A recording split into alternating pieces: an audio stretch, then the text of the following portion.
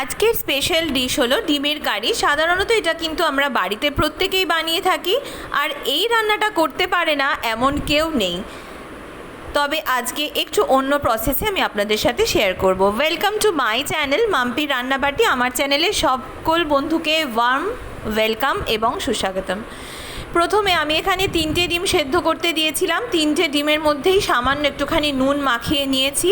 এরপরে দিয়ে দিচ্ছে, আসলে আজকের রেসিপিটা পুরোপুরি করেছে আমার মা। মায়ের হাতে ডিমের কারিটা আমার খুব একটা পছন্দের রেসিপি সেই ছোট্ট থেকে। তার জন্য মায়ের হাতের ছাড়া ডিমের কারিটা আমার হাতে মনে হয় যেন অতটা টেস্ট আসে না। যাকে 3টে ডিমের জন্য 1 বড় চামচ সর্ষের তেলের মধ্যে আমি এটাকে ভেজে নেব।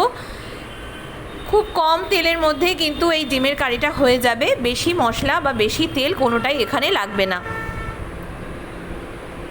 ভালো করে নুন হলুদ দিয়ে ডিমটাকে লাল করে ভেজে নিতে হবে। আর একটা টেকনিক আপনারা নিশ্চয়ই ফলো করেছেন, যে ডিমটা ভাজার সময় মা খুন্তির ডগাটা দিয়ে বারবার ডিমগুলোর মধ্যে ফুটো করে দিচ্ছিল। তাতে কি হয়, তেল যখন ভাজবেন তখন সেটা গায়ে ছিটকাবে না। এটাই হচ্ছে ট্রিক্স। অবশিষ্ট যেটুকু তেল আছে এর মধ্যে পেঁয়াজ কুচি দিয়ে দেওয়া হলো। পেঁয়াজ কুচিটা একদম গোল্ডেন ব্রাউন করে ভাজতে হবে।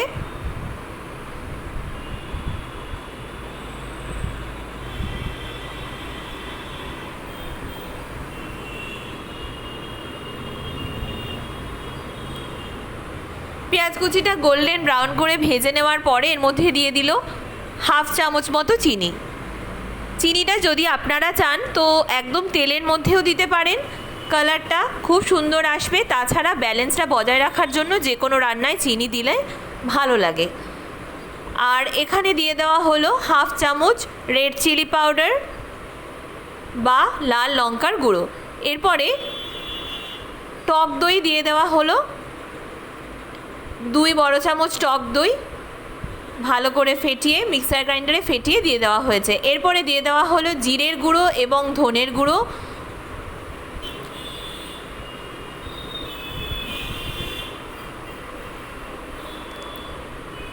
জিরে গুঁড়ো আর ধনে গুঁড়ো আর হলুদ গুঁড়ো আর রেড চিলি পাউডার, ব্যাস। আজকে কিন্তু কোনো রকম এছাড়া আর কোনো মশলা কিন্তু দেওয়া হয়নি।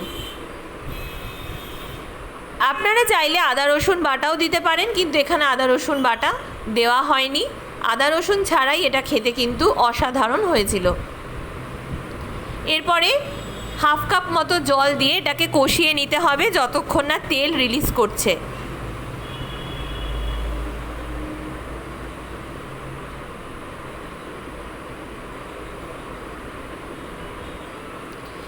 এরপরে এখানে 3 থেকে 4টে যে যেরকম ঝাল খান সেই অনুযায়ী চিড়ে লঙ্কা দিয়ে দেবেন।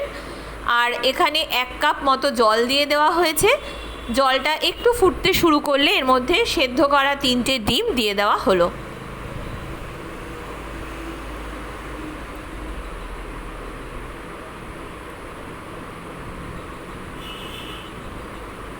ব্যাস, 3টে ডিম সেদ্ধ হয়ে গেছে।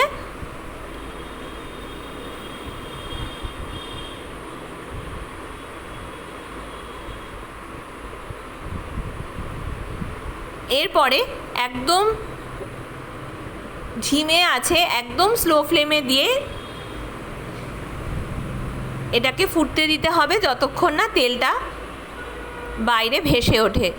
যখন তেলটা ভেসে উঠবে তখন একদম 5 মিনিট মতো গ্যাসের ফ্লেমটা বন্ধ করে রেখে দিতে হবে।